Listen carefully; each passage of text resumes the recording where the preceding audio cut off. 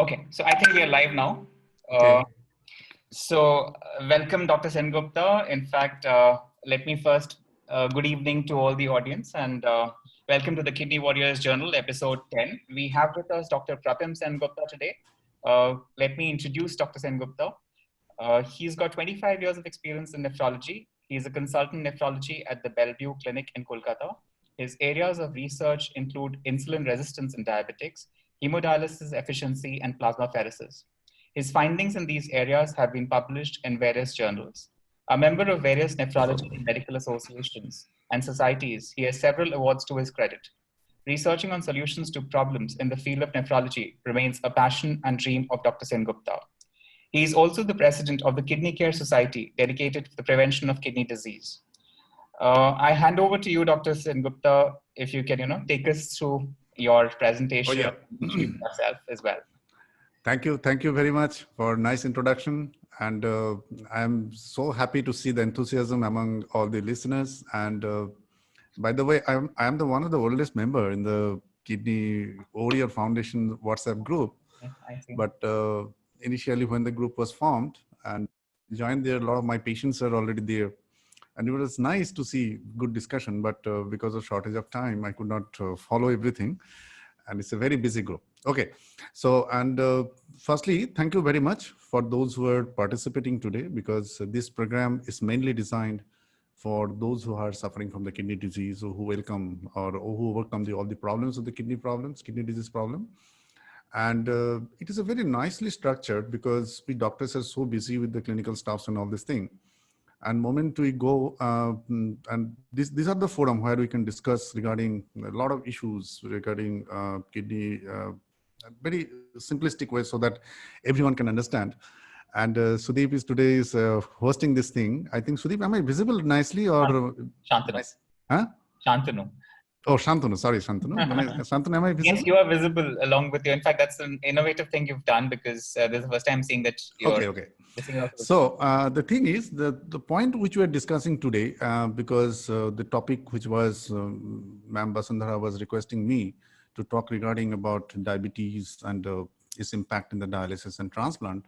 So taking the message a bit forward, we need to understand from the gross level what diabetes is practically, because it's one of the huge epidemic in all over the world, especially in a country like India. We are going to be diabetic capital.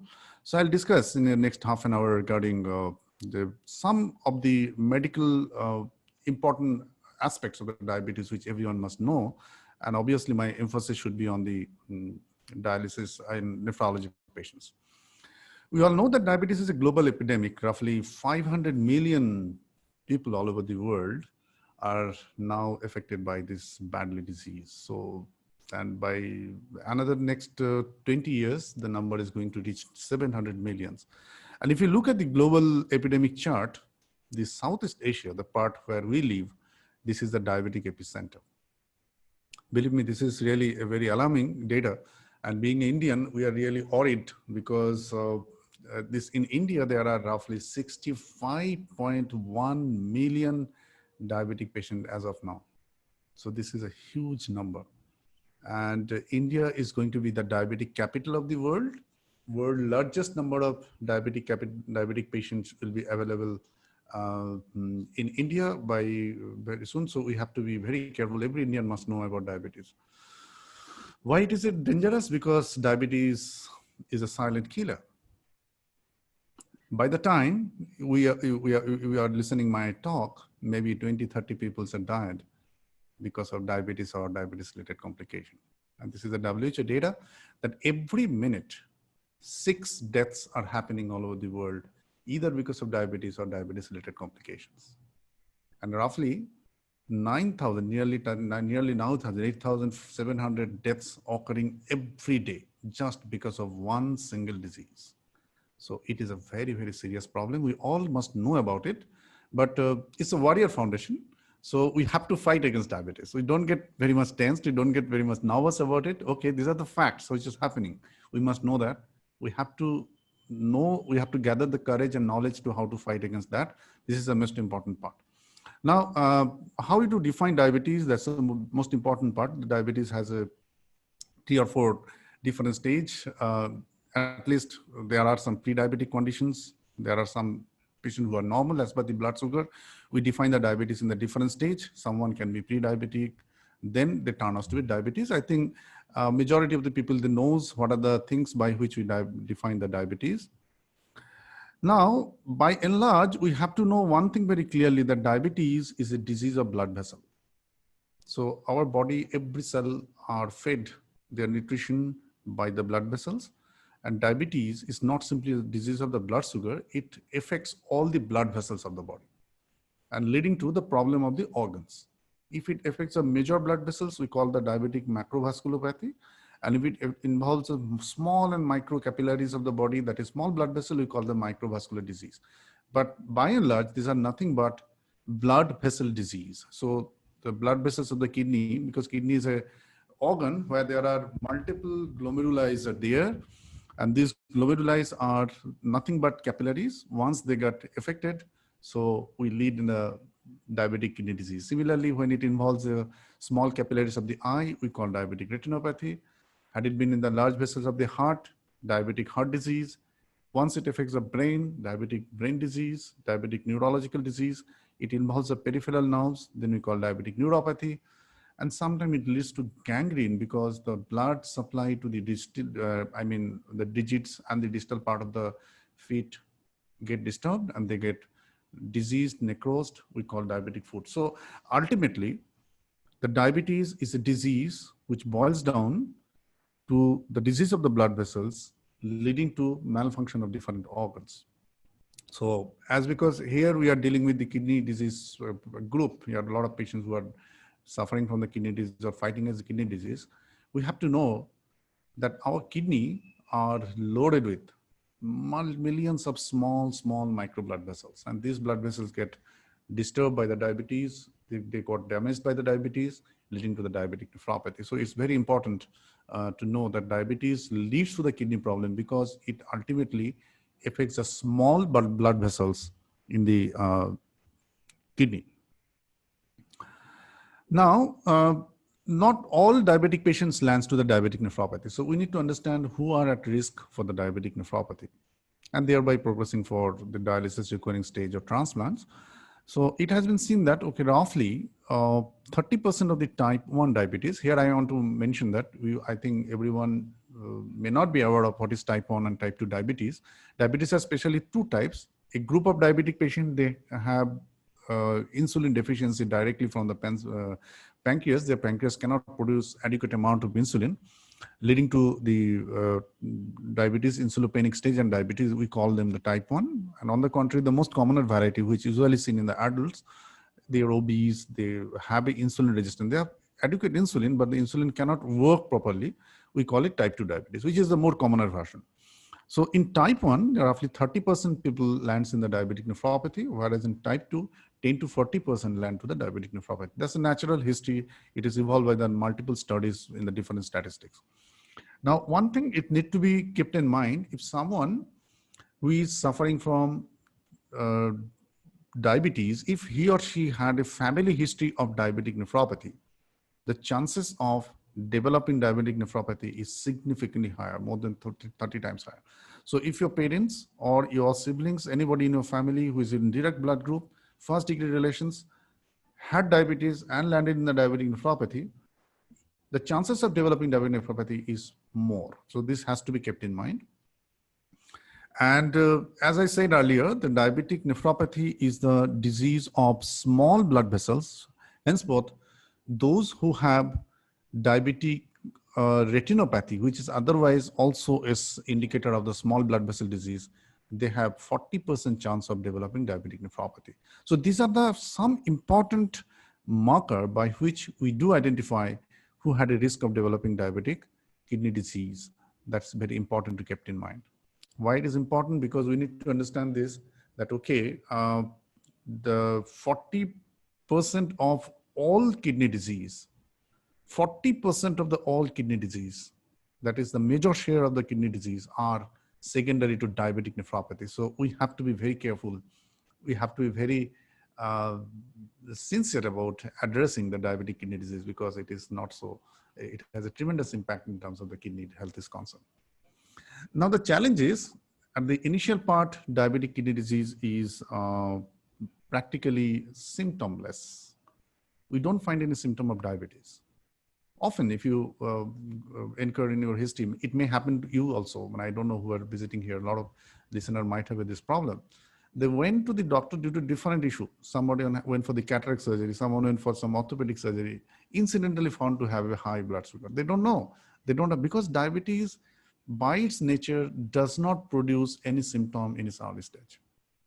So here is the trick. So when you are detected to be diabetes, you do not know exactly how many years back the diabetes has started. So this is very, very important. So in my foundation, we do a lot of activities, patient education program. So we have one common message to everyone, that your birthday is a date when you have to service your entire body. Okay. So if you buy a car, what do you do? Every 5,000 kilometers, every year, every 6 months, you send to the service centers. But when we are asymptomatic, when we don't have any disease, practically, unless forced otherwise, we never check ourselves whether every organ systems are working well. But we never forget to cut the cake in the birthday. Okay. So this is my message to everyone who is listening today. Please, this has to be not for you, for your friends, your family members, for everyone. Every birthday essentially means that 1 year from your life is gone. So it should be a reminder for us to take a call. Are all the system and organs in my bodies are working well? In the morning, never forget to test the routine, all the tests. It includes the kidney function, whether you have diabetes, whether your blood pressure is okay or not. A general health checkup has to be done in the morning. And if you know that you have a diabetes, your blood sugar is high, don't cut cake in the evening. Rather go to the diabetologist, okay? Because cake is very rich in sugar. You have to be very careful. You have to change your diet and all this stuff. Similarly, by following this principle, we have detected a lot of kidney disease in the early stage.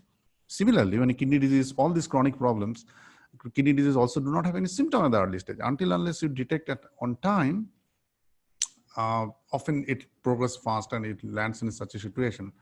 So we need some specific intervention like dialysis, transplant. We don't want that. Today we are practicing preventive medicine. We don't want treatment. We don't want interventions which are very costly and which are very troublesome.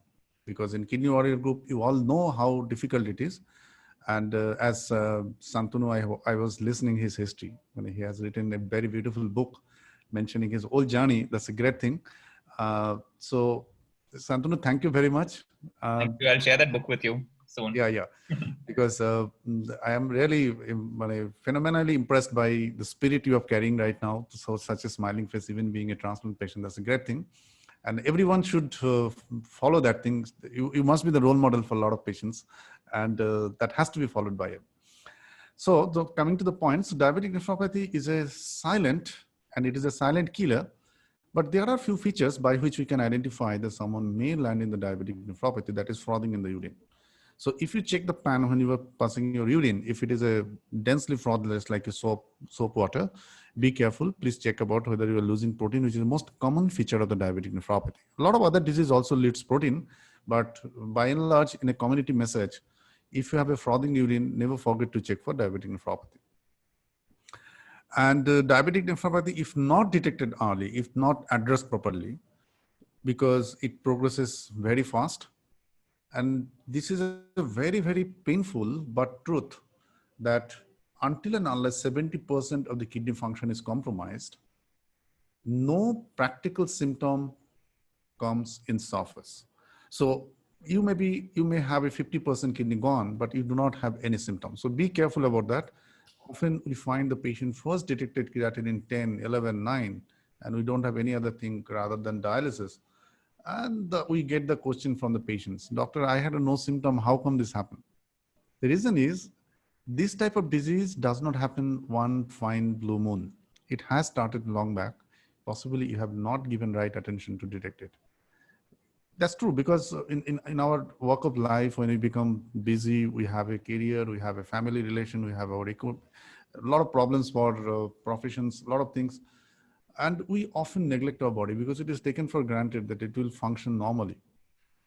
Believe me, we do take care of anything which we buy with money, but what comes to us free, we do not take care of that. And believe me, most precious things are free. Oxygen we get free, our body we get free, our intellect we get free, our mind we get free. The most sophisticated organs by which we are living our life, we got everything in free. So we don't give value to that.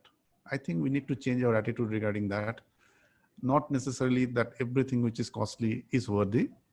Yes, costly things are costly, but not worthy. There may be a lot of free things which is more worthier than a lot of costly possession what you have, like your body, like your every organ. So please, this is a message I want to send everyone. So you do not have any symptom. That does not mean that all organs are working well, because God has sent us with a lot of reserve. A significant number of reserve until and unless it's wasted, we don't find any symptom. Henceforth, we have to be very careful and responsible for taking care of our own body and own organs and own health. This is very important. And this applies to everywhere, not only body, also your relations, also your professions. What comes free, we don't give too much attention to that. We have to be very careful about that. Now, so the management of diabetic nephropathy has to be holistic. It cannot be a single targeted one. We have a combination of medical intervention, diet, nutrition, lifestyles, yoga, medications, all has to be combined holistically, which is the most important part. I believe from the modern medical aspect of view, this holistic approach to some extent is missing. If you go to a diabetologist, they will prescribe you 10 pills and give you, refer to some dietitians, but which is missing to understanding and interpretation of the disease from the core of your heart. Because we are busy, we don't have time. So there are some approaches for this type of discussion where the Kidney Warrior Foundation has arranged such a beautiful session. These type of sessions are here where we can open up the understanding of the disease from the deep core and what is the philosophy behind treating a diabetes. It is not simply the medicine. There are a lot of things. But if we go back to the history, because right now we are launching a course on art of living with diabetes. I'll discuss about that. This is one of the very interesting, very passionate. I'm very passionate about it. We are launching it in the first week of, I believe, October. A lot of final, all the runs and all the shooting, everything has been done. My lectures has been recorded, and there are a lot of worksheet. Everything is going on. So my team is absolutely in work footage. There, we have given a deadline of 4th October to be launched to launch this program. I initially thought that I'll launch it today, but due to a lot of, because you understand, we are even so busy, it was not possible to do. But the purpose of launching this type of program is to incorporate the holistic understanding of the diabetes. Diabetes is not simply a disease which can be cured by simple pills. You need to understand the root of the disease is much deeper. Look, before the agriculture, when the agriculture was started, the human, if you look at the history of the human society, the history of agriculture lies behind 5,000 years ago. So the moment we started agriculture, we have learned how to store food. Before that, we were daily wage earners. We used to go to the jungle, fight, and earn our food. When we were hungry, we used to eat. That was our Homo sapiens normal lifestyle. And that's usually the lifestyle for every animal, every living entity other than human being. But we started agriculture by our intellect. We started to store food, and we started to devote our time some productive work so that we don't have to spend time for earning or acquiring food, which is necessity for survival. The root lies there. So diabetes is not a modern day disease. Don't believe that it is a disease of 50 years, 100 years. No, it's a disease of 5,000 years plus, 5,000 plus years, because that is the root.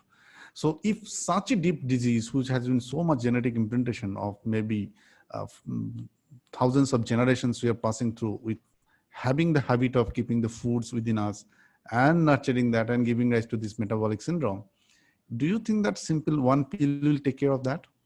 It needs some genetic modification, and there are a lot of means by which you can do it. I'll discuss in details in my course how it should be looked for. It is not simply a disease which I will treat with one metformin or one SGLT2 inhibitor. There are a lot of much deeper understanding regarding the disease. We have to go in much deeper. Here comes the holistic understanding. Here comes your outlook towards the life. your outlook toward your nutrition, because nutrition is another area which is very dubious area. A lot of people have a lot of ideas. I was just, before preparing this course, I was just going through. Believe me, for diabetic nutrition in last 100 years, there are maybe 200 different schools. This type of food is better, this better, this better. That simply means that nobody knows exactly what is better for someone. Otherwise, so much variation of opinion cannot happen. So here are a lot of complex idea I'll disclose in my course if anyone can come. Now, the most important point, I'm coming to the point again back, slightly deviating from what we're discussing, but I think this is a good platform where we should discuss about this understanding of this thing. Yeah. Now, this very important part. Often we go to the doctors, we take doctor prescribes some medicine, we come and take these pills. The journey does not end here. Believe me, this is my nature in my clinic. There are 5 or 6 counselors. They all explain every medicine and the purpose why you are taking for that. And this much sincerity from my patient is utmost necessary, because you need to understand, because whatever pill you are popping in, why you are popping that. Doctor has given, so I'm taking this. Good. You must have a trust on the doctors, but you must have a trust on your intellect also, why you are taking this medicine. Because so doctor like me or any other who are the specialists, they are very busy. You will not, often it's very difficult to reach them in over telephone call. It's very difficult. Now, suddenly your pressure has gone up. So what do you need to do? Suddenly your sugar has fallen.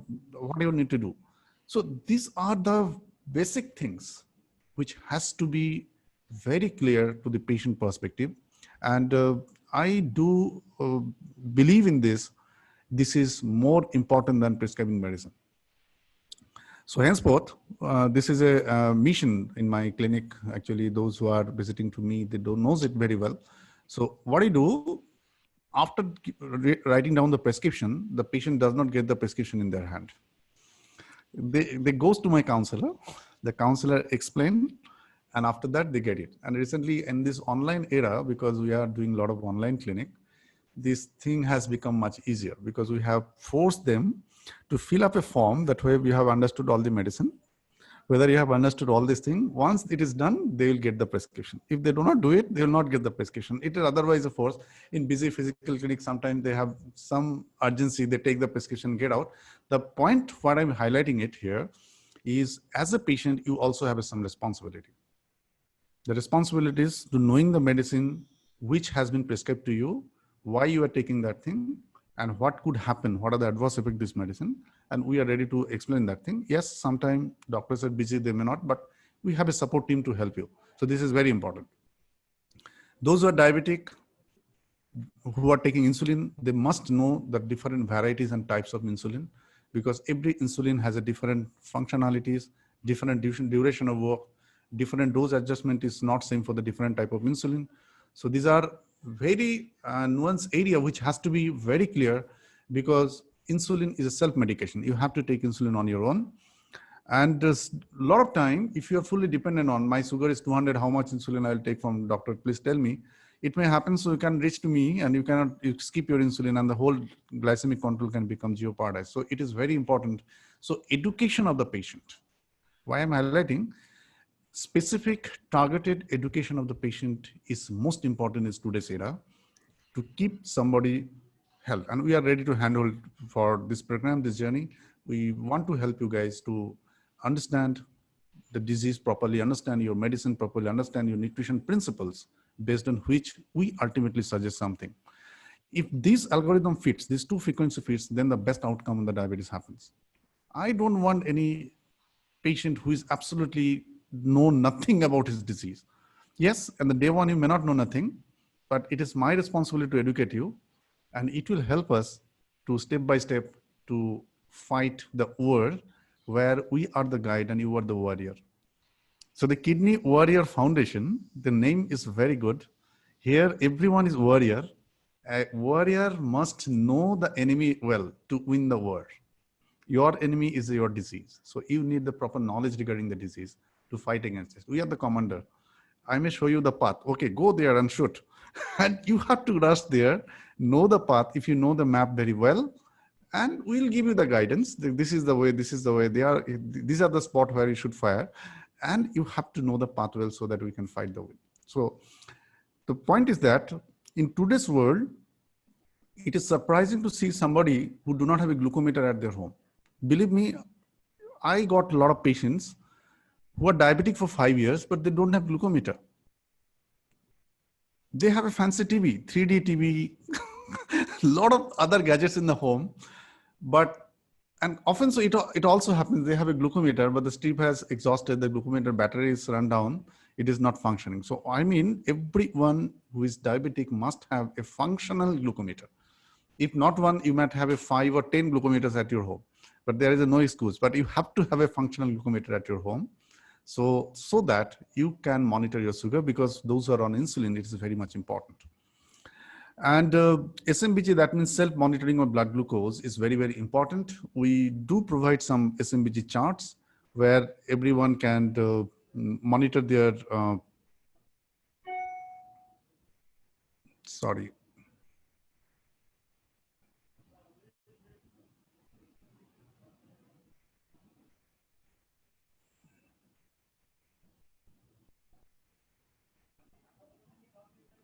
Sorry, it is slightly, the page has gone slightly smaller. I'm using a new platform practically. It's learning, I'm also learning. Okay, so is it visible?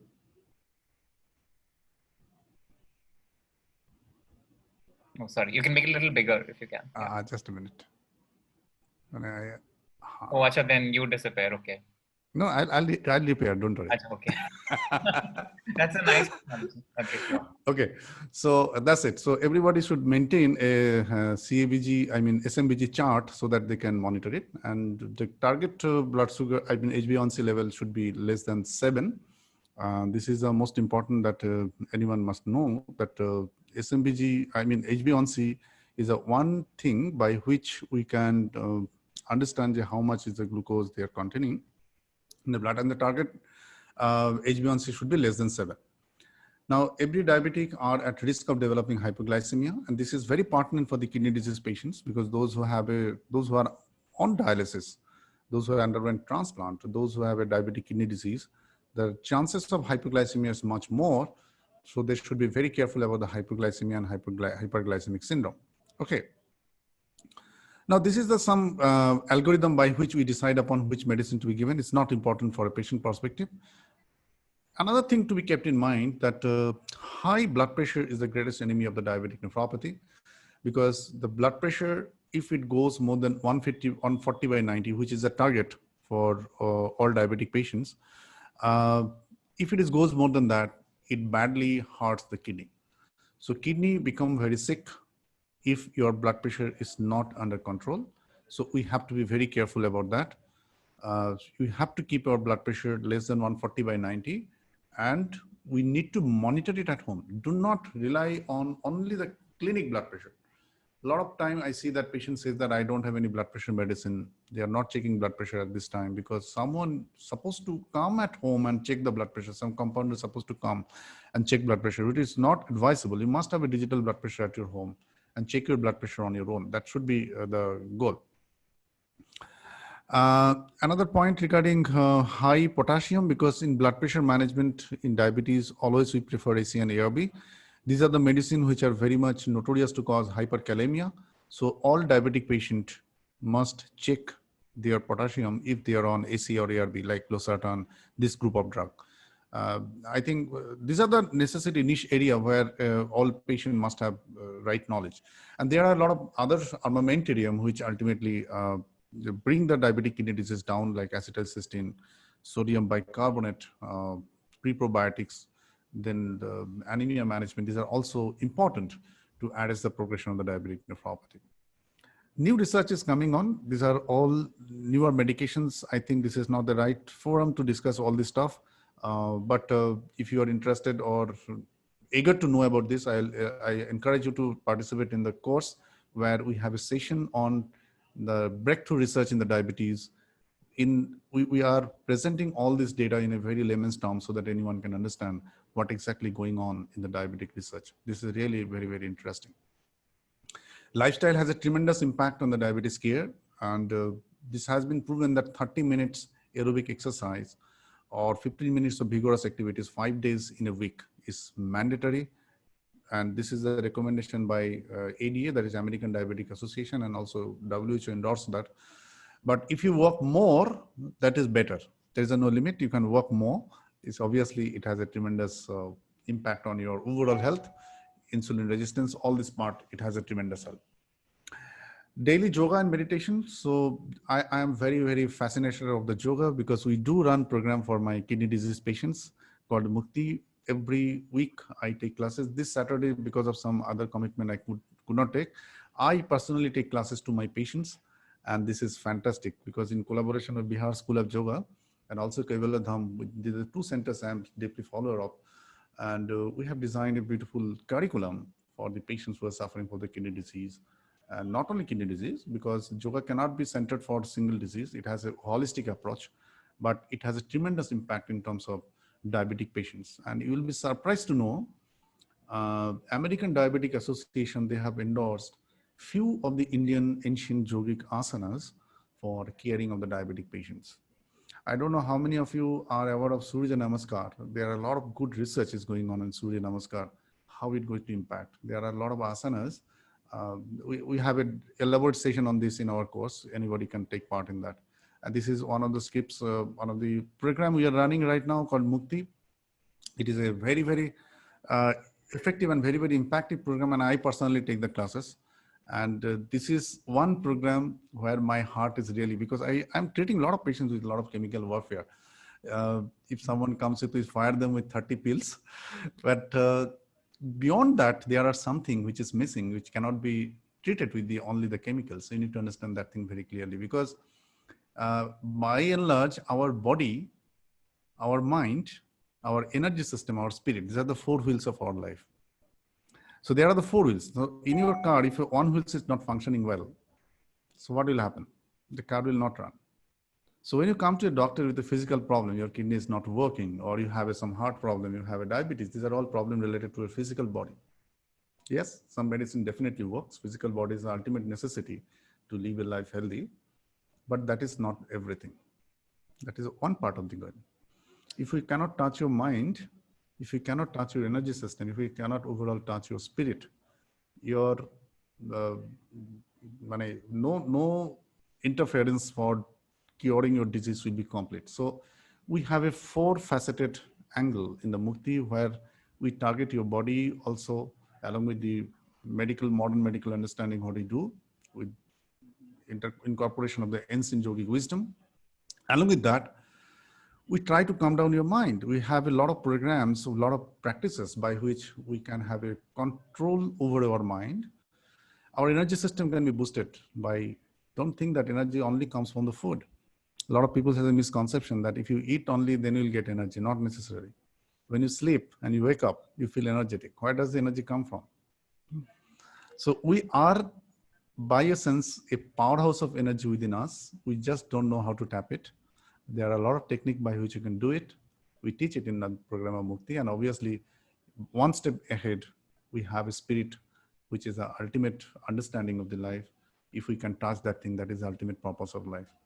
So this is one program I'm really very much emotionally and attached with that. I'll recommend everyone to take part in that. Sorry, my iPhone is connected. Okay, I'll connect it later on just to see the questions and all this stuff. Okay, so there are the 4 things all diabetic patient must be at home: 1 BP machines, 1 glucometers, urine measurement jars, and 1 weighing scale. Sorry, this is the weighing scale. I think you can show me. So these are the things which has to be there. Nutrition is very important, and nutrition, as I said earlier, it is a very, very complex area. Medical nutrition therapy for the diabetes is so complex. It's so complex, and it has so many ideas, and people are doing that. So I think it is one area which we need to be focused on. And this is I have a very good nutrition team. They are working in this area. We can discuss about it later on. The goal of nutrition therapy is very clear-cut. We need to achieve some biochemical targets in terms of glucose, lipid, and whatever thing. And to achieve maintain the body weight goals, because weight is a big problem today. There are a lot of people are underweight, overweight. Nobody's standard weight. So that has to be addressed. And we have to, obviously, the nutrition must be therapeutic. It should prevent a lot of complications, because what we eat, what we are, that we need to understand. Because in your home, whatever waste products you are, you throw it in dustbin. But when it comes to the food in your body, whatever leftover you eat. So we need to have some conscience. We need some consciousness regarding our eating and eating behavior. And we eat for fantasy. We don't eat for the need. And possibly this is the one area which is very, very important. If we can develop some habits, if we can develop some intellectual understanding, some consciousness regarding our eating, it does miracle. It does miracle in our system. So it not necessarily only medicine works. Yes, nutrition has a tremendous role, and I am passionate about it. I have a very good nutrition team with which we are working a lot. So diabetic nephropathy had a lot of challenges. The most important challenge is infection, because these patients are very prone for developing UTI, respiratory tract infections, skin infections. They often lands in the diabetic foot, which is not a good thing. And the most dreaded complication, which we all are scared of, is the diabetic heart disease, which leads to the heart attack. Because diabetic patients, their arteries become highly atherosclerotic in the heart, and you'll be surprised to know the chances of heart attack in comparison to the normal non-diabetic patient is 35 times more in diabetic patients. So this is very serious issue. They also have a autonomic neuropathy, peripheral neuropathy, leading to a lot of gait problems, steadiness. They don't have a senses in the feet. These are the wrong problem. Now, as Basundhara Madam requested me to discuss something about the patient who are in transplant and dialysis, obviously that's the problem we deal with day in, day out. Morning to night, I have to deal with a lot of patients who are in diabetic, ultimately on dialysis or transplant. I'll discuss some points, because these are the biggest challenges what we face in the patient who are on dialysis. The most important is their blood pressure fluctuation. Because of autonomic neuropathy, suddenly they have a very shoot up blood pressure, suddenly their pressure comes down. So this is the greatest challenge. There are a lot of means to address this. I'll discuss in the question answer session, obviously, what need to be done, what are the best medications to take care of the blood pressure. And as it has a lot of medical intent, do not try any blood pressure medicine on your own. Listening Dr. Sengupta's lecture, he said, this medicine is good, and he started taking it and popping it, and I land in trouble. Please, I welcome you all to join the Art of Living with Diabetes course, where we have a dedicated discussion on these areas. Because if your pressure is fluctuating, you are taking this pill, what could happen? So we have a beautiful session on this, because I feel this is necessary for every patient to know. Glycemic variability is again a big challenge, because once you are landed in renal failure, then there is a brittle diabetes. Your sugars suddenly fall. If you don't take insulin, it suddenly jumps out. I think those who are diabetic and undergoing dialysis, they often face this problem. This can quite common, and there are some means to address it. Next problem is the nutritional status, because you need to understand diabetes is a disease of every cell. Our entire digestive system, our entire metabolism get disturbed with the diabetes. The insulin is the most important anabolic hormone in our body. A child, when grows, it demands insulin. And I think you have noticed, if anyone in your family detected to be diabetes, suddenly they lose weight. I think you have noticed that thing. It's very simple. On the contrary, losing weight, and people test why losing weight and they get identified with the diabetes. Quite often it happens. The reason, because diabetes is, a insulin resistant or insulin panic state, and insulin is one of the most important anabolic hormone. So those who are deficient in the insulin, they can land in this type of problem. So you have to be careful. So in renal failure, this insulin metabolism gets disturbed. So their nutritional status become very, very poor. They lose muscle, they become sarcopenic. Sarcopenic is a medical term that means their muscle mass is lost.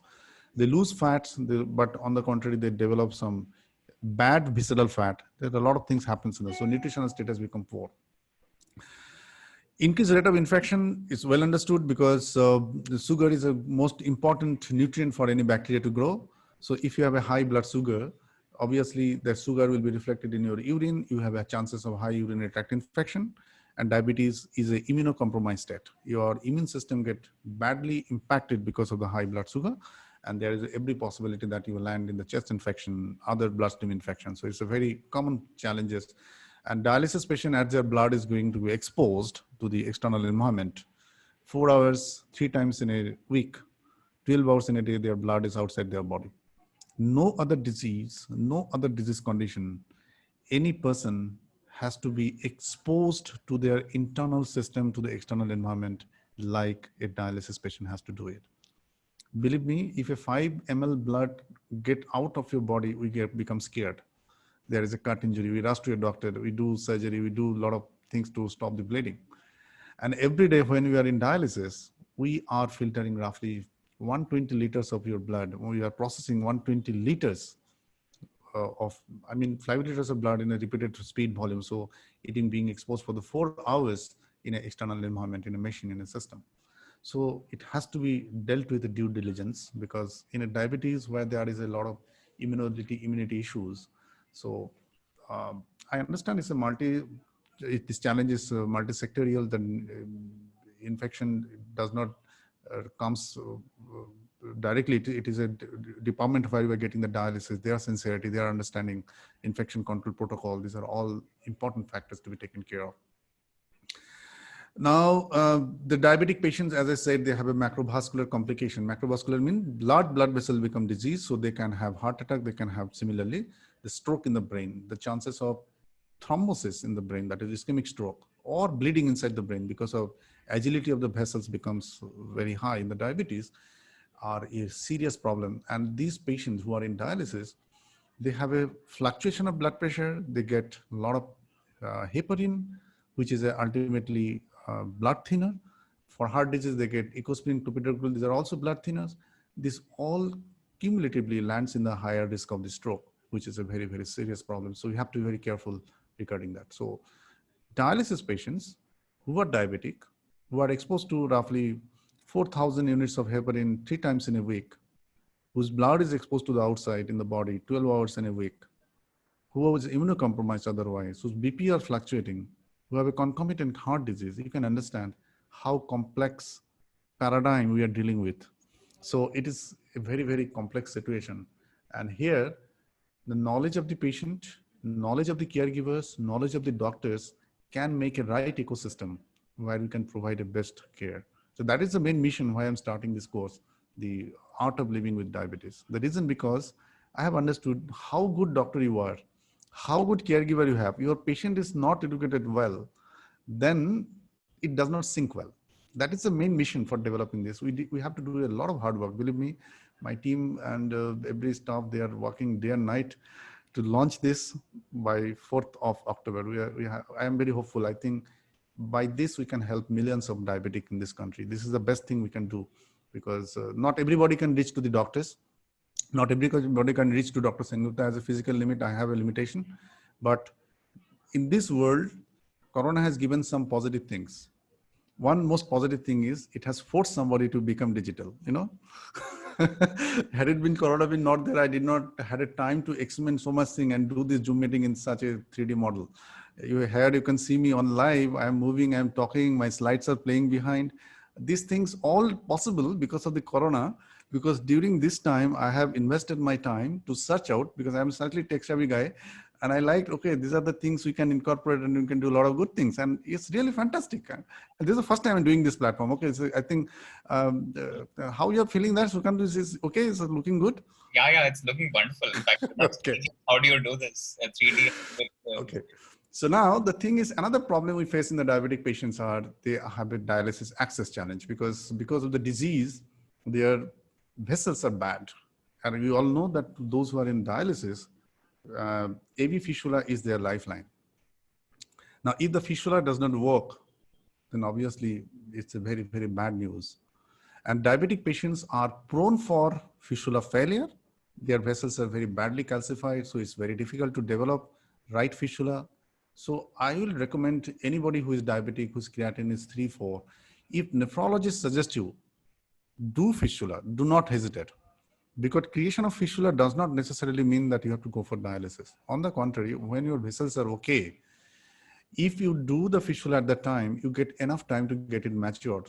In future, if you require dialysis, then you will not land in any mess.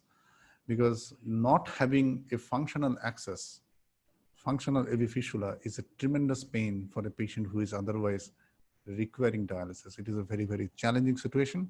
So we need to be very careful. And because I think patients do not take the decision of fistula, it is not the failure of patient, it is the failure of us to convince them the necessity. So if you understand any intervention is going to good for you, why you should say no to that? Everyone wants to live. Everyone wants to live a quality life. Everyone wants to live a productive life. Everyone wants to reduce their suffering. So the problem is, often I get the complaint from my friends, my colleagues that, okay, if you request for a fistula, patient will just not do it. I say, no, it is not the thing.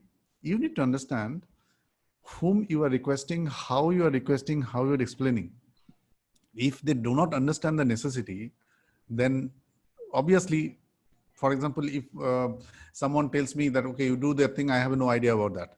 So I will ask 5 questions and 5 doubts will come in my mind. Okay. So if he or she understand that this is for his betterment, for his better quality of the life, I don't feel any reason that anybody will say no to that. The reason because I'm telling, because it is often a complaint and it is often a common understanding among the patients that, okay, getting fistula means dialysis. No, it's not. On the contrary, fistula is a lifesaver for some emergency like hyperkalemia, volume overload. These are the situation. And same line can be used for the dialysis if required in the future. A lot of my patients have a fistula for 5 years, 6 years done. We have not dialyzed them. So they are happy and good with the fistula. But I'm happy if any emergency comes in future, we can duly take care of that. So that's the thing. So fistula, why I'm telling, because moment the disease progresses, the vessel health also deteriorates, and it often become very difficult to create a fistula in the later phase of the time when it ultimately needed. So this is very important. Now, peritoneal dialysis, the number in India is coming down day by day. The reason because it's cost and a lot of other stuff. Now Shantanu has also started changing something. Okay, so now, so there are a lot of challenges in the diabetic patients because those who are in PD, their peritoneal membrane integrity is lost early. They develop a lot of dyslipidemia. They have a peritonitis. Chances of peritonitis more high albumin loss. So peritoneal PD failure is also very high in the diabetic patients. That's also very important. Now coming to the most challenging area, that is transplant. So whatever the challenges, as I discussed in the part of dialysis, in the part of PD, they all boil together in transplant also, because patient who is undergoing transplant, they have to take some immunosuppression steroids, which are known to cause cardiovascular risk. In diabetes itself, they have a cardiovascular complications. They have glycemic variability. All transplant patient has to take steroids, which increases the blood sugar. CNI, that is tacrolimus, cyclosporine, these are the medicine which also increases the blood sugar. So the diabetic patient has a higher chances of glycemic variability. And obviously, it is a forced immunocompromised state. Post-transplant scenario is a forced immunocompromised state. We are forcing to take the patient some of the immunocompromised medication, like cyclosporine, tacrolimus, steroid, mycophenolate mofetil. These medicines are bound to keep your organ functioning to prevent rejection by reducing your immunity. So if you're diabetic, which otherwise is immunocompromised state, on top of that, these this immunosuppressant increases the chances of infection. So we have to be very careful. Similarly, as the same rules applies in the post-transplant phase also, the risk of stroke is high, peripheral vascular disease risk is very high in the diabetic patients. Okay. Now, often, because I got some questions, a lot of people was asking me, I was non-diabetic pre-transplant, but after transplant, we developed diabetes. Why this thing is happening? Yes, we call it NODAT, that is new onset diabetes after transplant. This is a very, very common problem because roughly incidence is roughly 30% within 2 years of transplant. The reason why it happens is because after transplant, what happens? We ask the patient to take steroid. We ask the patient to take CNI, that is tacrolimus, cyclosporine. Both these two drugs are known to cause high blood sugar because they have a lot of function in terms of the insulin sensitivity and also the insulin secretion from the beta cells of our pancreas. So a healthy person, this drug is diabetogenic. So if even a healthy person who takes this medicine, they land in the diabetes. Now, question is, you may ask me the question, Doc, if 100 patients underwent transplant, why only 40? Yes, the reason because this was the purpose of what I was discussing, because the root of diabetes is not simply in the external factors. There are a lot of unknown internal factors. Genetic preponderance for developing diabetes. There are a lot of genes which has been identified. As because it is a polygenic, we cannot pinpoint one single gene, but there are a lot of multiple genes which are responsible for making someone more diabetogenic in one medicine, which otherwise on another person is not. So this is another important point to be understood. A huge research is going on to unfold the risk factors so that we can take the necessary precautions to prevent the diabetes after transplant.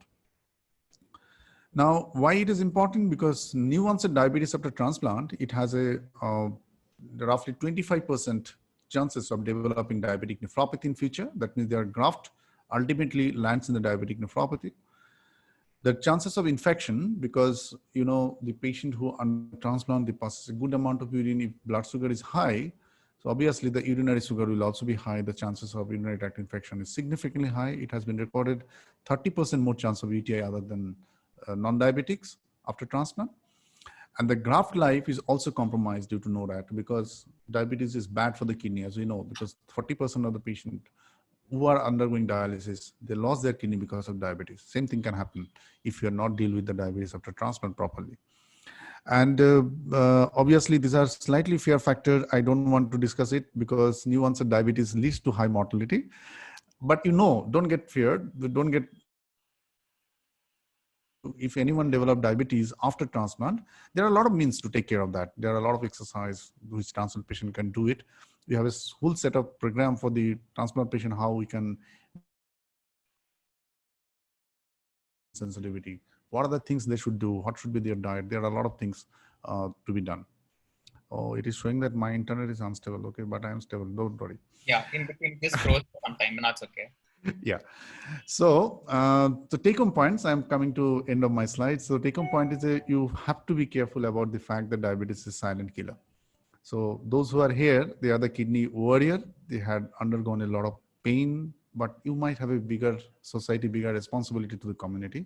A lot of your friends, be it digital friends, be it your physical friends, they must know from you after attending the session that every Indian must check their kidney function, diabetes, whether they have diabetes or not, in their every birthday. This should be the tagline. If you attend this, I'll think myself this program or spending 1 hour time here is successful. Those who are participating in this program, listening this program, if carry only this single message, that your birthday is the day when you need to service your internal system. Please carry this message and spread this message as much as you can. Okay. So this is my ethos, when I feel that every citizen must follow this principle, that every birthday they should book the internal organ test. If they are okay, fine, no problem. One good quality year is added to your life. But if there is a problem, you identify it early and take necessary precaution, necessary steps to prevent that, because after all, it is your body sufferings. You have to feel it, because whatever advice I give, your life is yours. And if you don't take the charge of that, no one can help you. So I believe from today onwards, if everyone who is listening to this program, if they carry this message in their mind, this birthday is the date when we will service, we'll check whether our all organ systems are fine or not. We'll do all our routine tests. We'll check our blood pressure. We'll check our weight. We'll check our sugar. We'll check our urine test. We'll do the urea creatinine. We'll check our liver. A battery of tests. Now this whole body testing is available, only $1,000, $2,000. A lot of hospitals are doing that. Do it. Let's everything become normal. Last year it was normal. That doesn't mean this time it will become normal. So make it a habit that every birthday you must check everything, and repeat it every time, and share this message to your friends, to your colleagues. Make it a culture. Make it a culture of the society. I think by that we can address this problem very nicely. And second thing is management of diabetic nephropathy needs a holistic approach. It is not simply with the medicine, not simply with the nephrologist, not simply with the dietitian. It needs a team. We need to develop a beautiful ecosystem, how we can do it. And the center of this team is the patient. Those who are suffering from the problem, he is at the center, and upgradation of his knowledge is most important. And that is, without that, not even any of the approach, any of the attention, any of our effort will not going to work. So it is only workable, it is only give some positive impact if you are in the position to understand what I'm advising, to accept what I'm telling, and to follow that thing. For that, you need to uplift your knowledge. And that is the main reason why we have started this Art of Living with Diabetes course. I'm very hopeful. I'm very hopeful regarding this course. I believe whether you have a kidney disease or not, whether you have diabetes or not, whether every citizen must do it. Being an Indian, you are at risk of developing diabetes 30 times more than non-Indians. Very simple.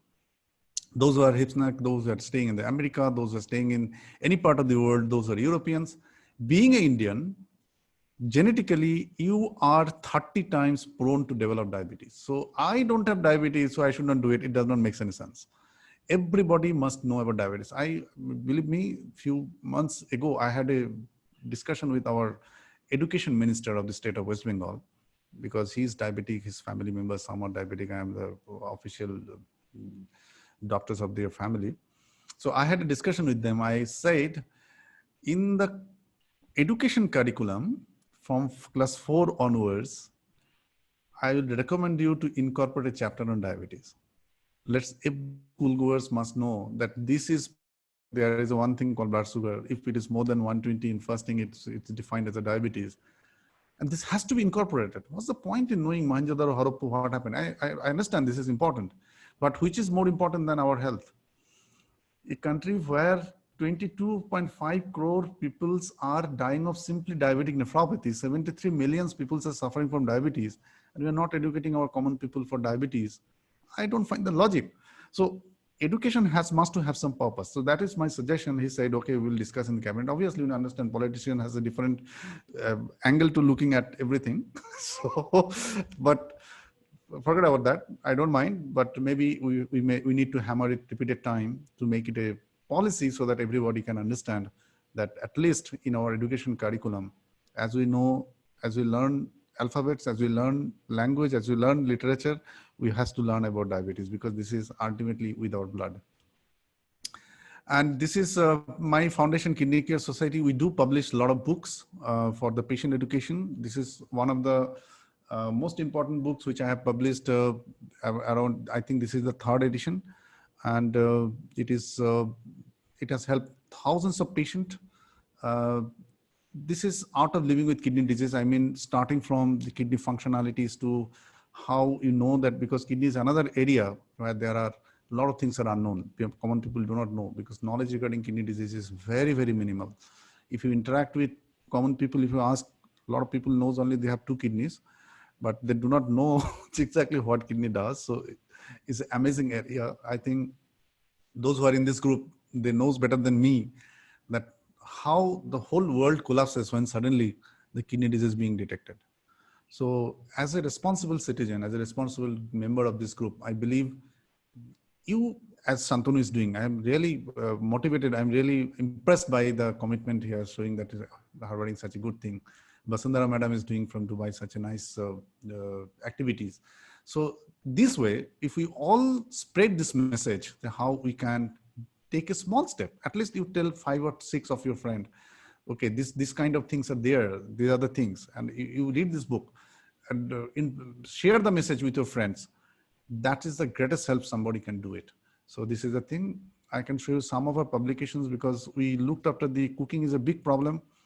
A lot of patients complain that we don't like eating. So we have a great research we did with all my team to develop 75 mind-blowing cuisines. And these cuisines are very, very tasty. Believe me, I got offer from a lot of my restaurant owners. Dr. Sengupta, let us start a kidney restaurant. Okay, so many. So after seeing this book, so the reason is, okay, it's not necessary. You can prepare all the recipes at your home. So this is Art of Cooking for the renal patients, For the Bengalis, we have in the Bengali version, we are trying to bring it in the Hindi vernaculars. Kidney is an amazing organ. This is another book we have published recently. This is ebook format because this online and this digital era, a lot of people have a lot of time. They can read these books. We do publish our official journals quarterly called Nephron. Nephron is the first patient care journal of this kind. Here, every month, we address some of the issues. For example, just like this Kidney Warrior Foundation is conducting some journals where we are discussing, we are delivering something. But what you heard or what you hear, it is often you can forget. But if you read something or you have a copy of that, you can go and back and refer to that. This was the main mission for developing this Nephron. We publish it every quarterly, and anybody can subscribe this Nephron. It's a very good journal. And I can remember roughly 1 year ago, we had a full dedicated topic on the diabetic nephropathy. It was roughly 100-page with a lot of dietitians contributed. I written a lot of articles, and that was the one asset. Anybody can keep it. It has a whole Gita and Bible for diabetes and diabetic kidney disease and everything. So this way, this time from the Nephron, we published COVID issues because COVID is a one burning problem. A lot of patients were asking a lot of queries, a lot of questions, how to address this thing, especially those who are in dialysis, those who have transplant, how to handle it. So Nephron, we published a COVID issue of Nephron. It has completed, and touched all the spectrum of the COVID related to the nephropathy, dialysis related issues, transplant patient, how they safeguard them from this COVID era. I think it will be a very important resource and helpful resource for you all. Thank you for kind attention. Thank you so much, Dr. Sen Gupta. In fact, I think that was such a wonderful session. We had a lot of people who joined in and very, very informative. In fact, for the people who joined in later, I would again want to once again introduce Dr. Pratim Sen Gupta. He is the consultant nephrologist at Bellevue Clinic, Kolkata, and he is also the president of the Kidney Care Society, which is dedicated to the prevention of kidney disease. And I, your host, am Shantanu. I am a transplant patient 2011, and I am an ex-HR head. Let me start, doctor, immediately jump into the question and answers. And I have sort of tried to, categorize them as pre-CKD and pre-transplant and post-transplant. So I have all the questions in my mobile. So what I've done is I've clubbed some of them. Okay, so please. Just, read out to you, and so that it will save you the time. Yeah. Definitely. So is there a assumed relationship between diabetes and CKD? Of course, you've covered it extensively. So let me just read out a couple of more questions and then probably you can take it all together. Somebody's saying, I'm suffering from hypoglycemia with a proteinuria problem. And how do I prevent my kidneys from further damage? Somebody's saying, I'm a diabetic from last 8 years. And 6 months back, I was diagnosed with CKD with a creatinine of 1.8. The creatinine protein ratio is 700. My sugar level and blood pressure is well controlled. I'm 57 years old, weighing 49 kilos. My doctor is not happy about my weight loss. What could be the reason for my weight loss? So let's start with 3, and then probably I'll go on to the next. So there are the 2 questions. First question is the proteinuria and the weight loss issue. Yes, weight loss issue. Though, as I said earlier, that the most important anabolic hormone of our body is insulin. If insulin does not work properly, then the tissue development, the supporting tissue development, that does not happen. We lose our muscles, we lose our fats, we lose our, because insulin like growth factor, that is IGF, is a one important hormone or chemokines inside our body, which is a main stimulant for developing all the tissues and maintaining our body weight in a very standard, or what do you call it as a standard. Now, if you're losing weight, your doctor is not happy. That means you are losing faster weight. That simply indicates that you are in insulinogenic state. It needs to be investigated in the proper way. I don't know whether you have been investigated for,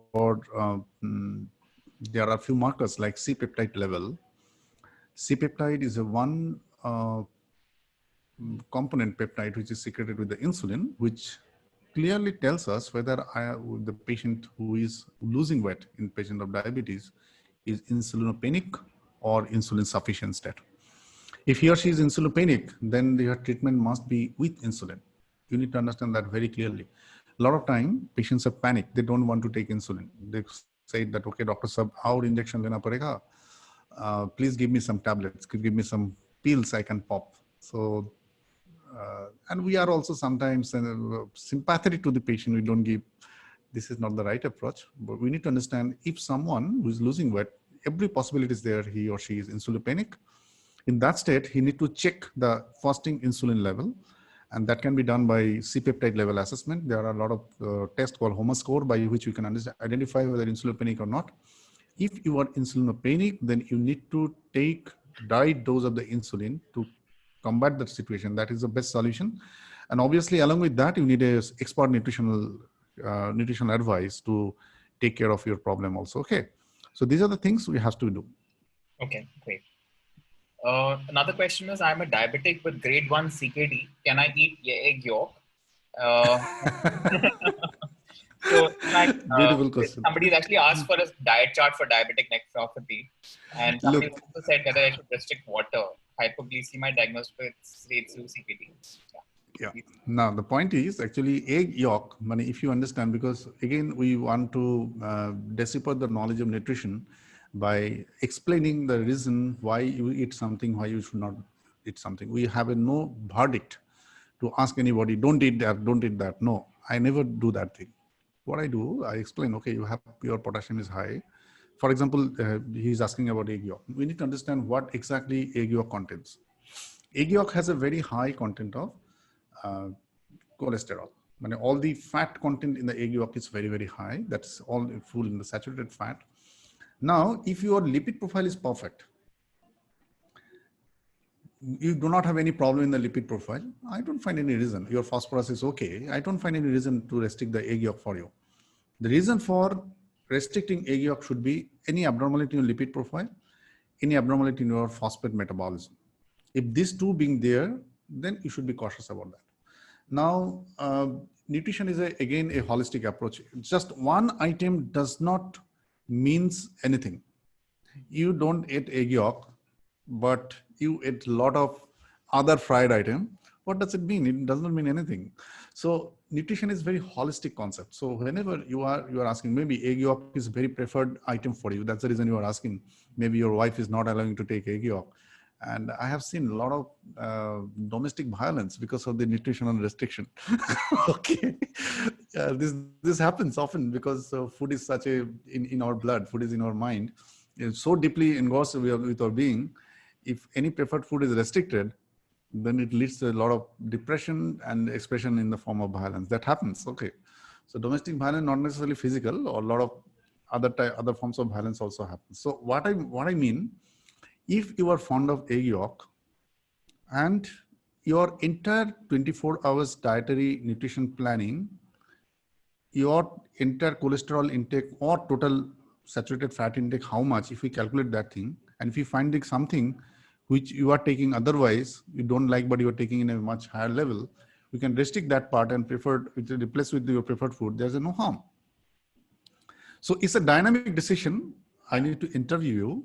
I need to take your food preference chart. I need to take your 3-day dietary call, and understanding that we can decide upon, because diet chart or nutritional advice does not mean to keep somebody in a very depressed and frustrated condition. That is more dangerous than allowing the food which is otherwise medically not indicated, because you need to understand that our inner being has a lot of satisfactory factors.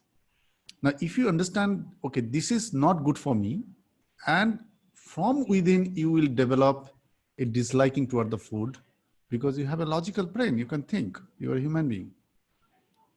Okay, so this should be the approach. The approach should not be, okay, I have a diabetes, I should not take egg yolk. It's not like that. You need to understand why egg yolk is not advised in a diabetic patient. And is this condition is meeting with you? Then what are these tweaks we can do in your total nutritional menu? Accordingly, we can plan the nutrition for you. That should be the approach that I practice in my clinic. Okay. And this question about, do I have to restrict water, hypoglycemia diagnosed with stage 2 CKD? Hypoglycemia and the water has no connection. CKD, so I don't know. No, CKD and water, again, this is a one thing where I can speak in a whole day. How much water a CKD patient must drink. So this is a very, very complex area. A lot of people do not understand that thing very clearly, and they follow a very, very unscientific practices of creatinine 1.5, so water intake 1 liter, 1.5 liter. I don't know from where this concept has came. Look, the water intake is totally different for every human being. The how much water is necessary for you not be adequate for me. And water is one of the most important constant of your body. And every human being contains near about 60% of their body weight as water. Now this water is recycled in a body in a very, very sophisticated and nature took 500 million years to develop the intelligent mechanism by which the allowance of water inside your body and the cycling of the water inside the body develops. So please listen this word with reverberance. Do not restrict water by anybody's word, even in your nephrologist word. I repeat, a lot of nephrologists does this mistake. Your creatinine is high, they restrict the water to 1.5 liter, 2 liter. It is not correct. How much water you need to take, that need to be judged by few simple principles. You can judge it. Your body weight, your urine volume, and whether there are signs of water retention, that means ankle edema, shortness of breath. These are the three most important guide by which you can understand the amount of water you are drinking is correct or not. Okay, so we take a special session on this, on how much water somebody should drink. So you need two instruments. One is a weighing scale, another one is a urine monitoring jar. That's it. So if you have a urine monitoring jar, water, say for one given day, you have drunk near about 2.5 liters of water, and you have passed around 3 liters of water, and you have checked your body weight. These three parameters will guide you whether you are under drinking or you are over drinking. So rule of thumb is drink as per your thirst. During this session, I have seen Santanu has drunk so many times, maybe 4 times, 5 times. But believe me, I did not feel thirst right now. So I did not drink anything. So it depends on everybody's need, because every human being has a different need. Someone who is walking in the outdoor and sweating a lot, his need of water, and someone who is spending entire day in an AC environment, his need of water may not be the same. So you have a God-gifted thirst mechanism which took nature to develop 500 million years. It is so sophisticated. Please have a trust on them rather than someone, a doctor or your friend or your colleague or whoever has told me, आपका तो kidney का problem है, 1 litre पानी पीजिए, ज़्यादा पानी मत पीजिए. ये ब्लैंकेट वर्ड में भरोसा मत कीजिए. Trust on within. Just develop some intuition within you to understand whether you are drinking, over drinking or under drinking. And there are a lot of tips. We'll teach you how to do it. Very simple. Anybody can do it. And believe me, simple things are very complex.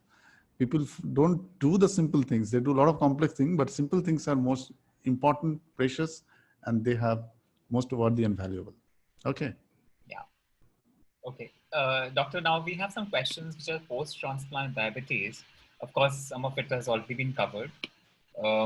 So why is it that some people get diabetes post-transplant and some don't, which is the new onset of diabetes after transplant or that? Does it vary from person to person or depends on transplant match? No, so I'll just finish this. I was not diabetic before transplant, but post-transplant I'm diabetic. Transplant was in Jan 2020. Is this temporary or permanent condition to be managed? Kindly clarify. This was one. So I think this is the question. I am not diabetic before transplant. Yeah. Can you see my mobile screen? Yeah, I can see. Absolutely. Okay. Was post-transplant diabetic and transplant 2020 and the temporary, yeah. So the point is actually this diabetes after transplant, as I said in my session, I just spent only 1 or 2 slides, the post-transplant diabetes, but it is a part which we can discuss at length. There are the reason why it happens, what are the multiple nuances are there. But most important part is because in my diabetic education course, we have kept 3 or 4 chapters on the post-transplant diabetes, 3 or 4 curriculum for understanding, because it's a burning problem, a lot of patients who are undergoing transplant. Now, we need to understand that after transplant, we have to take steroid. we have to take tacrolimus, cyclosporin either, and our activity becomes less. So you have a transplant in Jan, 3 months, you should not go out of your room. Very simple. Doctor will say infection. Now, Corona era, nobody will go out of, no one will step out of their room. So what happens? Your usual activity gets down. This is the most important part. So activity, physical activity, even you are fit. After transplant, you become fitter, but physical activity, because of the fear of infection, because of the restrictive environment you have been forced to stay, and the environment where we are living is really unsafe because a lot of pollutions and a lot of other environmental issues are there. So keeping all this in mind, it is a bit difficult to endorse the practices which needs to be our physical activity to burn the calories as much demanded. So this is the one area that has to be looked for. Second part is the medicine which we are taking, like tacrolimus, steroid. This leads to insulin resistance and insulin secretion defect, leading to diabetes. Now, there are another issue happens a lot of time because of the immunosuppression. Some of the viral infection, for example, it has been known that Coxsackie virus infection can cause some pancreatic beta cell destruction. Cytomegalovirus infection also, Epstein-Barr virus infection. These are three basic viral infection has been identified to link with to notorious to cause destruction of the beta cell, leading to insulin reserve a bit low, leading to the diabetes. And after transplant, you are prone to develop this infection. That could be one reason, which often we don't search for in details. Third important reason which happens is when you are in dialysis, because of a lot of uremic toxins, your appetite and everything was not okay. Moment you underwent transplant, you become a hungry eater, and restriction of food goes out. Doctor says, okay, you can eat everything. So you are in dialysis for 2 years.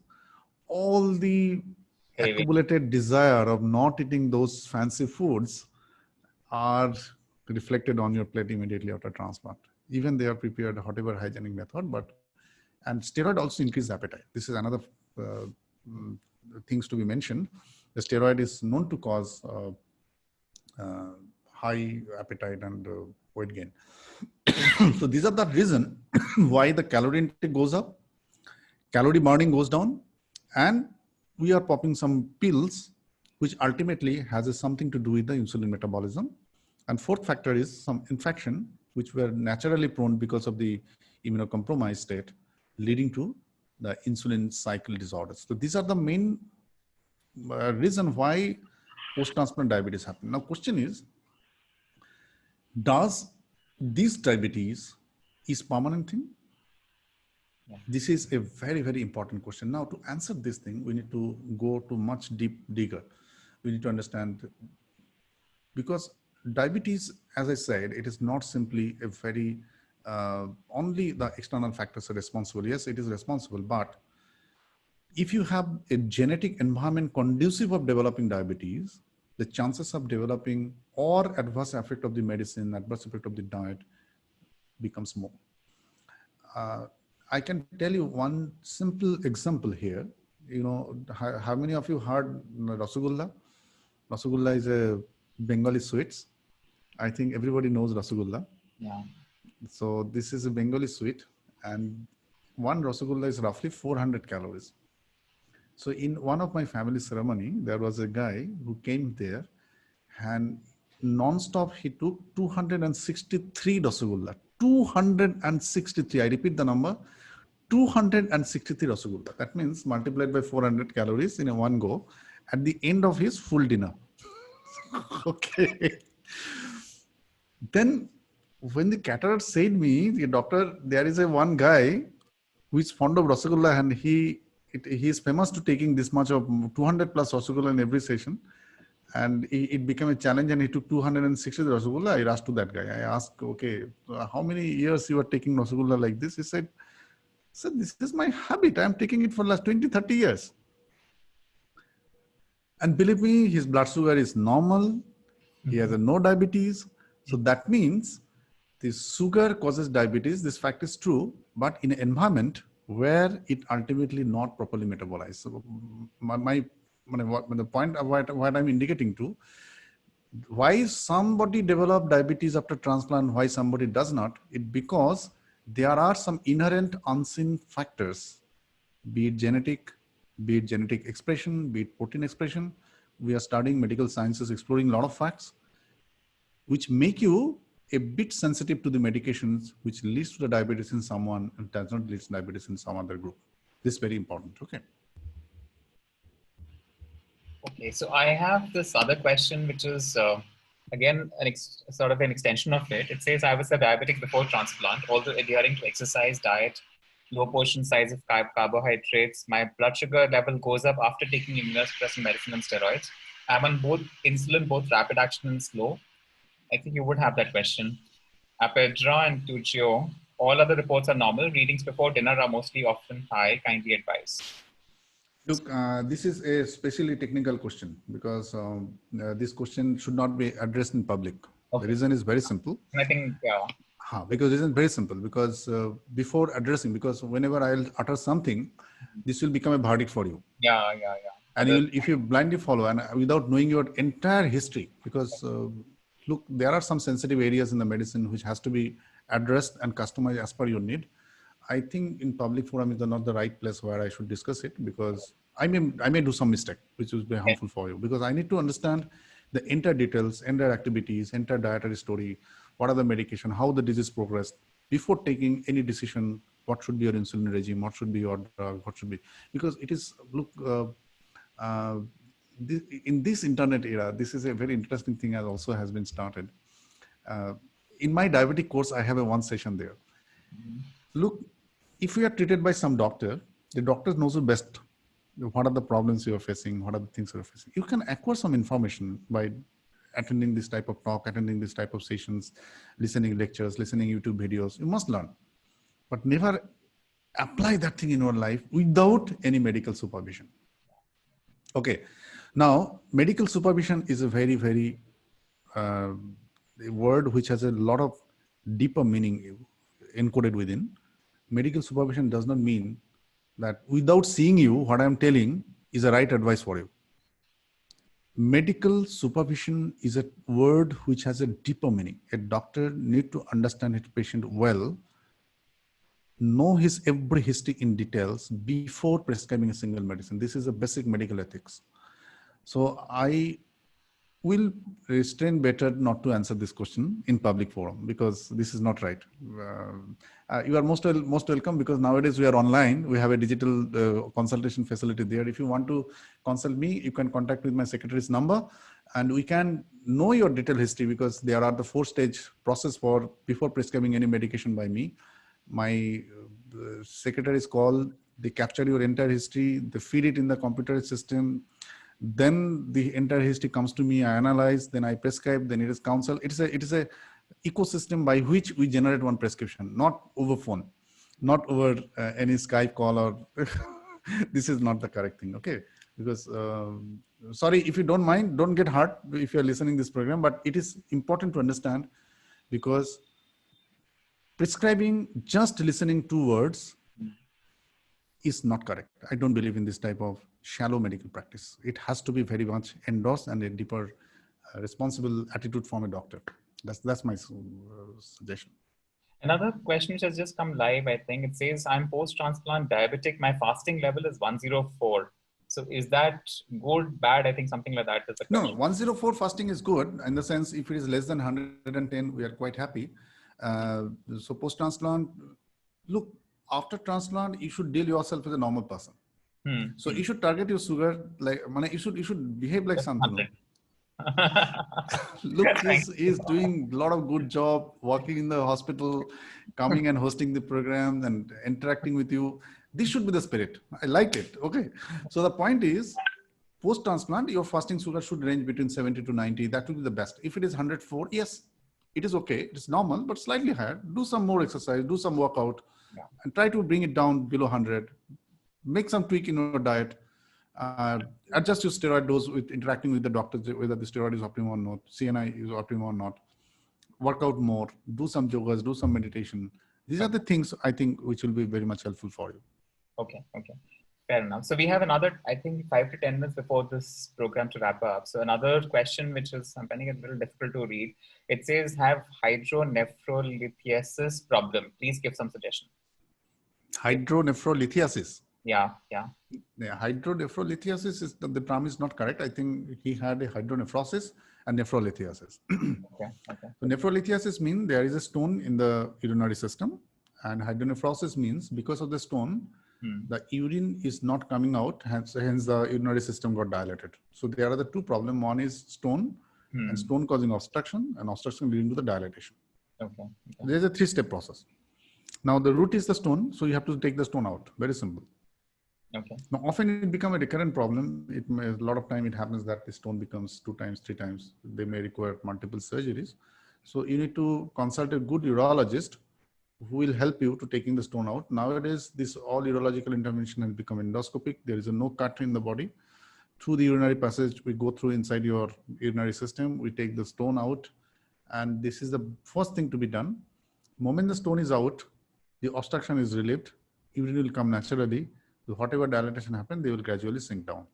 So that is the main thing, but don't take it lightly, because having obstruction in the urinary system, if it persists for a long time, it ultimately may lead to damage the kidney function. That has to be addressed. Correct. Another question is, what is the best way to check blood sugar? Somebody says before meals, before the breakfast, lunch, dinner. Somebody have said after 2 hours after breakfast. Don't go by somebody, go by the standard protocol, whatever practice all over the world. We'll teach you in the diabetic education course, which are launching in the 4th October. The thing is actually, look, blood sugar in your body is a continuous and dynamic thing. Whether you are checking in the morning, in the fasting, pre-lunch, after lunch, before snacks, after snacks, pre-dinner, after dinner. Our goal is to make a euglycemic 24/7. So if you ask me what is the best is 24 hours glucose monitoring. That is the best. That's the gold standard. Nowadays we do the CGMS, the continuous glucose monitoring device is available. So this device is attached in your body and this device senses the blood sugar in the capillary and it gives a 24 hours graph, how your sugar is hovering all the time. Now, having said that, this device and this technology is not available everywhere. And it is a bit costly also. One CGMS monitoring cost near about 5,000 rupees. So we had cut down 24 hours to 3 blood tests or 2 blood tests, whatever. Now, again, the problem is you have to pick your hand to doing the glucometer test. So we made a simple formula that one day you take fasting, another day you take pre-lunch, another day you take 2 hour PP, another day you take pre-snacks, 2 hour post-snacks, pre-dinner. If you buy that way in a week, if you make a ladder curve, and this will give us a deflection how sugar is going on. So it depends on need of the person, how his glycemic control is going on. So there are a lot of factors to be taken care of. It cannot be simple. For a patient who is otherwise stable, only fasting could be okay. Who has a postprandial hyperglycemia, fasting and PP will be okay. And somebody who has a evening surge or the pre-dinner surge, we need for more intensive testing to control. Okay, fine. There's one question which is, why is only insulin prescribed post-transplant and not tablets? Who said not tablets? Is that it? No, this is not correct. We do prescribe a lot of tablets to the post-transplant, but insulin is also good because the reason is because we want very quick bringing down the sugar to the normal level. And it is not correct that tablet cannot be given. Tablets are given to a lot of patients who are otherwise post-transplant diabetes. Okay, insulin is one intervention. There are a lot of, for example, metformin is a very good drug after transplant. We are prescribing a lot of patients with the new SGLT inhibitors. They are very good drugs. No harm in taking that. I think one of your existing patients probably wants to reach you for some question, Anirban Mukherjee, about his mother, Mandira. So probably I think you can advise him to get in touch with you directly. Oh, yeah. Anirban, where is Anirban? So he's saying his mother is creatinine 7.47, urea 186, AV fistula done 10 days back. She's a little unstable with frequent vomiting tendency. Kindly advise. Okay.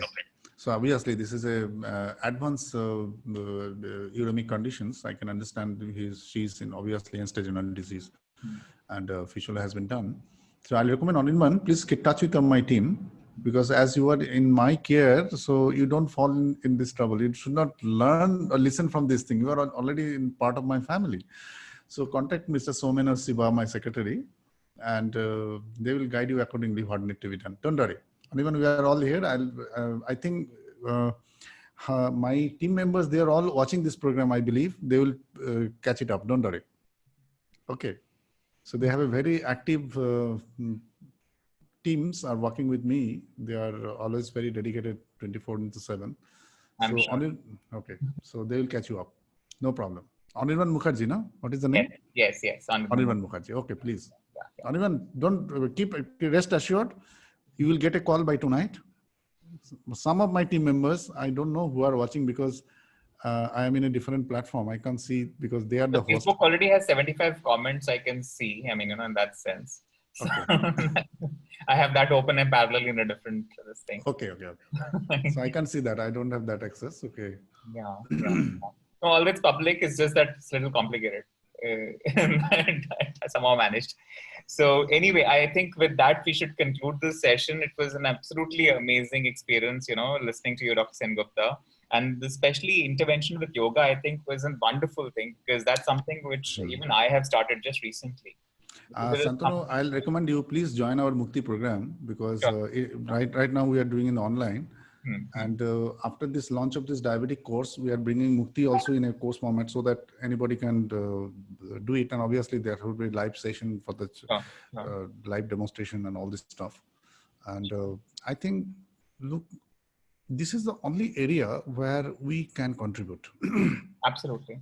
Because in the field of medicine, if you look at, not a single drug has been invented in India. It's very unfortunate. We are just a copycatter. We are just copying whatever is done in the West, whatever these people are doing. But one area. We are just hoping Dr. Shubhra Roy comes with the, and William Bissell come with the kidney project thing, succeed. Yes, Shubhra is very close to me, let me tell you, because my book's proceeds go to that, the kidney project is where I'm donating the money from my book. And by the way, I've shared the soft copy on your WhatsApp just now. Okay. Thank you. Thank you very much. Thank you very much. And also, I must share, because this is a nice platform from Kidney Care Society, because we are, because this lockdown, a lot of our field activities has been stopped. We have started in the rural Bengal, where there is no reach. In those areas, we were screening people to understand what is the prevalence, because in Indian prevalence of CKD, nobody knows. Believe me, whatever studies has been published, these are all minuscule. Number is hardly 5,000, 10,000 like that. In a country of 130 crore, 5,000 is never representative sample. We need to understand that thing. And what we are observing, we did in the Bakura, Purulia, we tied up a lot of spiritual organizations. They're all annual satsang. They have 2,000, 4,000 followers used to come. We sampled them. We sampled their blood. We carried the blood and tested for the creatinine and GFR, all this stuff. Okay. The prevalence, what I'm finding in the rural Bengal is 30% in some of the studies. We have sampled thousands in one program, roughly 300 in another program. It's amazing. So we started chronic kidney disease. Diabetes is obviously one part. Now, these programs are tremendously resource-driven programs, because you need to huge human resource and all this stuff to be sent. And we are managing to do it with the help of a lot of people. And really, it is giving a tremendous response in terms of, but because of the lockdown, now field and physical activities has been stopped. Maybe we don't know when we can start the rural activities again, but educating patients, making them aware, and doing something positive to bring them down, and incorporation of the yogas in this field of this is one area where we can contribute, we can show path to the world. Sure. Okay. With that, Dr. Sengupta, it was absolute pleasure having you here. And, with that, we wind up the session, friends, and look forward to, more interesting programs in the weeks ahead, and staying in touch with Dr. Sengupta again and bringing you back again into the forum for another interesting episode of the journal, from Kidney Warriors Journal. Thank you so much. Thank you. Thank you very much.